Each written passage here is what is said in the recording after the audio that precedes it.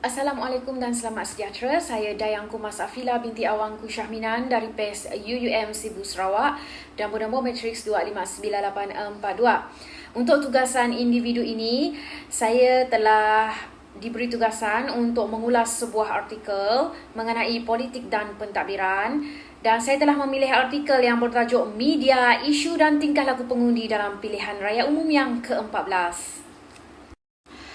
Objektif penulisan ini adalah untuk menjelaskan mengenai tingkah laku pengundi dalam pilihan raya umum yang ke-14 serta hubungan di antara isu-isu semasa dan media masa. Okey, dalam artikel ini penulis bermula dengan memberikan penerangan tentang penggunaan media baharu dalam kalangan pengundi bagi mendapatkan maklumat serta isu-isu politik. Okey, dalam artikel ini juga ia membincangkan pengaruh media masa, media sosial itu sendiri, iaitu bagaimana media masa itu memberi implikasi yang besar, terutamanya kepada golongan muda untuk mengundi di dalam pilihan raya. Okey, dan penulisan ini juga memfokuskan mengenai penularan isu dan peranan media sosial adalah faktor utama masyarakat bergantung kepada media dan seterusnya mempengaruhi tingkah laku pengundi dalam pilihan raya. Artikel ini juga menerangkan hasil kajian yang dianalisis secara deskriptif dan inference melalui borang soal selidik.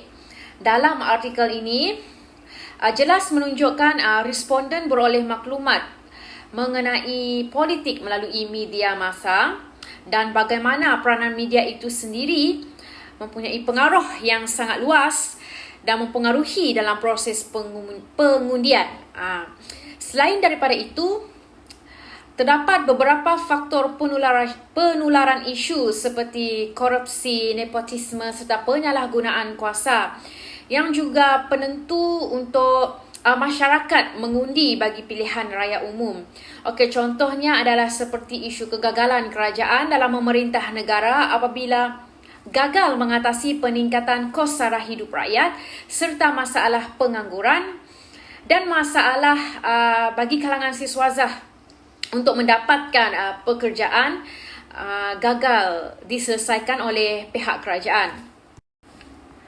Daripada artikel ini juga saya dapat melihat kekuatan dalam artikel ini, iaitu dari sudut cara susunan fakta dan maklumat penulis. Dan dalam artikel ini penulis telah menyusun maklumat beliau dengan menarik di mana tajuk utama dan subtopik telah dipisahkan. Dan dalam penulisan artikel ini juga perenggan fakta merupakan faktor penting bagi memudahkan penyusunan ayat-ayat serta idea mudah difahami oleh pembaca.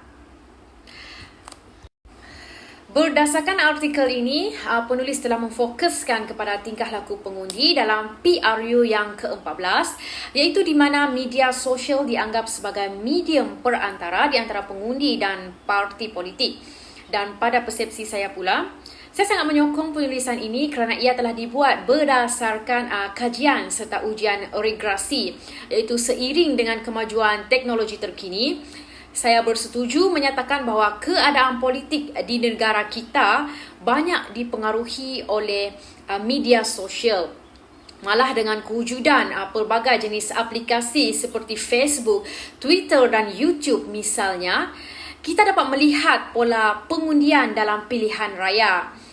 Sehubungan itu juga dengan kewujudan media sosial ini, ia banyak mengubah landscape politik negara dan seterusnya memperkasakan lagi perkongsian dari segi informasi secara digital.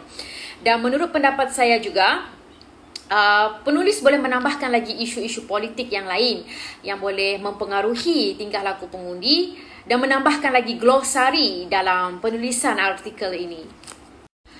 Secara kesimpulannya, apa yang saya dapat rumuskan melalui artikel ini adalah artikel ini banyak menjelaskan bagaimana media sosial itu sendiri mempunyai pengaruh yang sangat besar dan bagaimana media sosial itu sendiri sedikit sebanyak memberi impak kepada corak pemikiran masyarakat kita dan seterusnya tingkah laku pengundi pada PRU yang ke-14.